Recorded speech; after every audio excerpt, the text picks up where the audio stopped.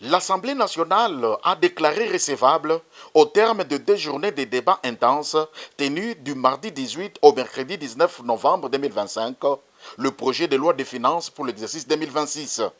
Les échanges qui ont duré plus de 6 heures ont permis aux députés de scruter en profondeur les priorités du gouvernement et de proposer des pistes d'amélioration pour un budget jugé stratégique.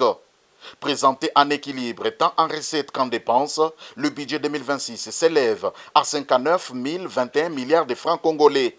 Il marque une hausse de 16% par rapport au budget rectificatif 2025, arrêté à 50 692 milliards de francs congolais.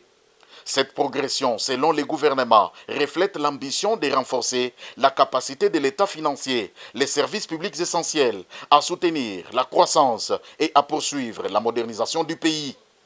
Devant les élus nationaux, Judith Soumino Toulouka a exprimé sa satisfaction quant à la qualité des débats et la pertinence des recommandations formulées par les députés.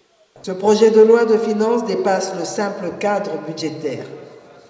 Il constitue un levier essentiel pour transformer notre société et renforcer notre tissu économique face à l'incertitude ambiante.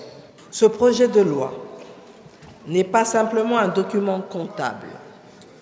Il incarne notre ambition collective, notre volonté de transformer nos défis en opportunités, en diversifiant notre économie, en renforçant nos infrastructures et en améliorant durablement le quotidien de nos concitoyens. Pour la chef du gouvernement, le projet de loi des finances dépasse la dimension purement comptable et traduit la vision collective d'un pays en quête de transformation. Par ailleurs, elle a réaffirmé la disponibilité du gouvernement à collaborer étroitement avec les députés lors des travaux en commission afin d'enrichir davantage les textes. Après sa déclaration de recevabilité, le projet de loi des finances 2026 sera transmis à la Commission économique et financière de l'Assemblée nationale. Celle-ci procédera à un examen détaillé des prévisions, des priorités sectorielles et des équilibres macroéconomiques avant la présentation du rapport en plénière pour adoption finale.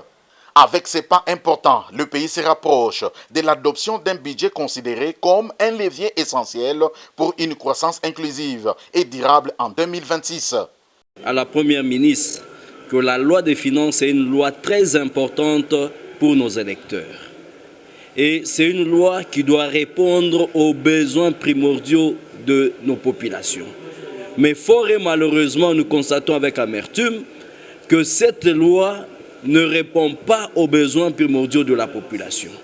Parce que nous, en tant qu'élus du peuple, chaque 3 mois, nous faisons des descentes sur terrain au moment de nos vacances parlementaires où nous récoltons les déshydratats de la population ou les priorités de la population. Mais en lisant cette loi, nous nous sommes rendus compte que la priorité de la population n'est pas prise en compte.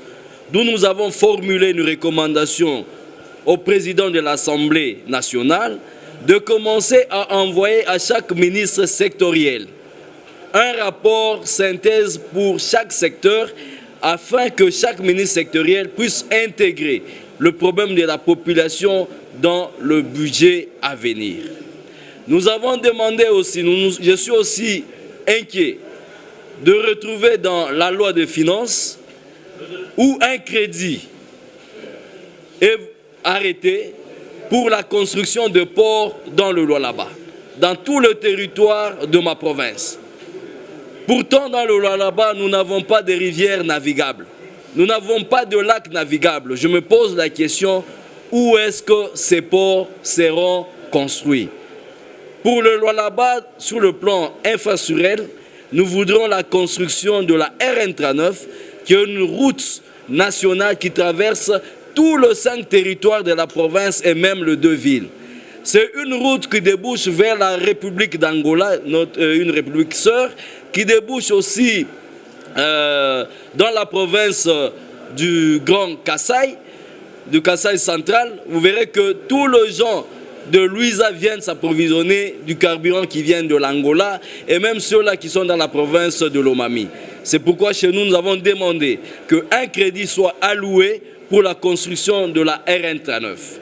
Nous avons aussi dit au chef de gouvernement, moi je viens d'une province minière où l'artisanat minier est là comme activité principale qui stabilise l'économie de ma ville. Voilà que le ministre de Mines est dans le Lualaba et il a promis aux créateurs 65 zones d'exploitation artisanale. Fort et malheureusement dans le budget, il n'y a aucune ligne budgétaire prévue pour la viabilisation de ces EA. Ainsi, nous avons demandé au chef du gouvernement d'intégrer un budget pour viabiliser ces EA promis par le ministre de Mines. Merci beaucoup, Accente. Nazania leo tulikuwa nasemezea loi des finances, ile loi inapasha kuya kujibia maproblème ya population. Mais tunarapele kwa chef wa gouvernement que hii loi haijibu kabisa kabisa kuma besoin ya population, sababu population natupatiaka maproblème yabo au moment ya ma vacances parlementaires. Na tunasemezea juu ya province yangu ya Lualaba. Banatuambia asema wanapenda kujenga maport mu province ya Lualaba. Mais tunasema mu Lualaba hatuna na marivière, hatuna na mitoni ama malaki mule wanaweza kwa kutujengia maport. Ile franga kujenga maport Lualaba tuku besoin kutujengea RN39. Sababu ile RN39 ni route nationale, ile na traverser ma territoire yote ya mu province ya Lualaba na yote ma ville na kwa mu province ya Lualaba. Na ile RN39 inatoka paka inafika inatunga ti na Angola ti na province ya Kasai Central. Na tunaomba vile vile tureangalia mu budget. Amuna ligne budgétaire ata mois il est prévu dû à viabiliser ma zone d'exploitation artisanale. Pourtant ministre anatoa kulaka kukolwezi Lualaba ya kusema ataleta 65 zones d'exploitation artisanale. Mena kama kuna budget ya kuviabiliser, wakrezo watatumika je? Ndio tunalomba kwa premier ministre ya kuweka franga juu ya ma zone d'exploitation artisanale. Voilà kukifupi intervention ile tulikuwa